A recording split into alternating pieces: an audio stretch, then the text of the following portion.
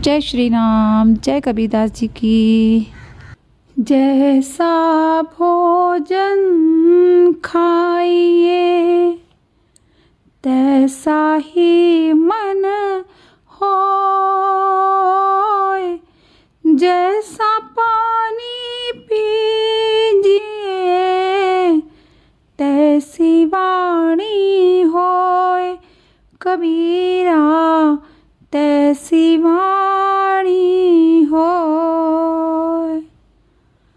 कबीरदास जी कहते हैं कि जैसा भोजन करोगे वैसा ही मन का निर्माण होगा और जैसा जल पियोगे वैसी ही वाणी होगी।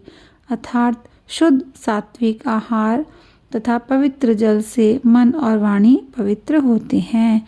इसी प्रकार हम जैसी संगति करते हैं वैसा ही हमारा मन भी हो जाता है। अच्छी संगति करेंगे अच्छा हो जाएगा, हम मुक्ति पा जाएंगे। और बुरे गंदे गलत लोगों के साथ संगति करेंगे तो संसार में ही फंसे रह जाएंगे। मन ही मनोरथ छाड़ दे, तेरा किया न होई, पानी में घिवनीक से तो रूखा खाए न कोई, कबीरा तो रूखा खाए न कोई। कबीरदास जी कहते हैं कि मन के पीछे नहीं भागना चाहिए। मन की इच्छाएं बहुत सारी होती हैं और वो कभी पूरी नहीं होती हैं। जो हम चाहते हैं वो कभी भी पूरा नहीं होता। यदि पानी से घी निकल सकता तो कोई भी खाना रूखा नहीं खाता। जो हम इच्छा करें और वो पूरी भी हो जाए तो ये जरूरी नहीं कि वो हमारे लिए सही उचित भी हो और हम जैसा सोचे वैसा ही हो जाए तो सब कुछ बहुत ही आसान हो जाएगा। उसकी अहमियत भी नहीं रहेगी और जीने में खास मज़ा भी नहीं आएगा। मन मर्या ममता मोई, जहाँ गई सब छूटी, जोगी था सो रमी गया, आसन रही विभूति, कबीरा आसन रही विभूति। कबीरदास जी कहते हैं कि मन को मार दो। मन को मार देते हैं तो मन के इस देह के होने का अहंकार भी समाप्त हो जाता है। ये बंधन जैसे ममता प्यार लगाव सुख दुख भी समाप्त हो जाते हैं। मन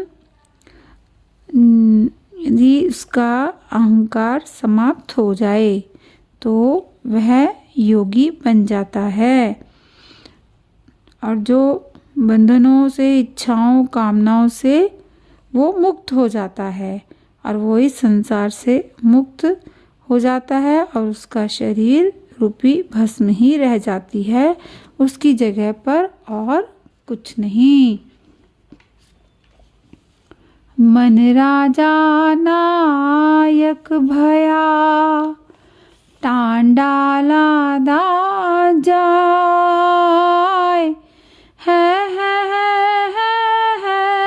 रही पूंजी गई बिलाए, कबीरा पूंजी गई बिलाए। कबीरदास जी कहते हैं कि इंसान मन को राजा व्यापारी बना लेता है, बहुत सारे सौदे करता है, संपत्ति इकट्ठा करता रहता है, भोग ऐश्वर्य में लिप्त रहता है।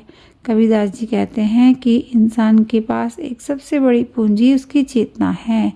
वो उसे सबसे नीचे दबा देता है और उसके ऊपर संसार से सामान इकट्ठा करके डालता रहता है और इस चक्कर में वो चेतना भी नष्ट हो जाती है। काची काया मन अस्थिर, थिर थिर काम करंत, ज्यों ज्यों नर ने धड़क फिरै, त्यों त्यों काल हसंत कबीरा, त्यों त्यों काल हसंत। कबीरदास जी कहते हैं कि यह शरीर कच्चा है अर्थात नश्वर है, नष्ट होने वाला है। जैसे घड़ा गिरकर टूट जाता है और ऐसे ही एक दिन में नष्ट भी हो जाता है। मन चंचल है लेकिन इंसान इन दोनों को स्थिर अमर जानकर काम करता है। इंसान इस संसार में मृत्यु से डरे बिना बेधड़क घूमता है। काल अर्थात मृत्यु भी उस व्यक्ति पर हंसती है। मनुष्य दुखी तो रहता है लेकिन ये प्रयास नहीं करता कि मृत्यु को याद रखे और कुछ भी जोड़ने का कार्य न करे, क्योंकि जो भी जोड़ेंगे तो जो कुछ जोड़ेंगे और जोड़ने वाला दोनों ही नष्ट हो जाएगा। तो फिर जोड़ने की, इकट्ठा करने की चिंता क्यों करते हैं। कबहु कमन गगन ही चढ़े, कबहु गिरे पाताल, कबहु मन अनुमन लगे, कबहु चाबे चाल कबीरा, कबहु चाबे चाल।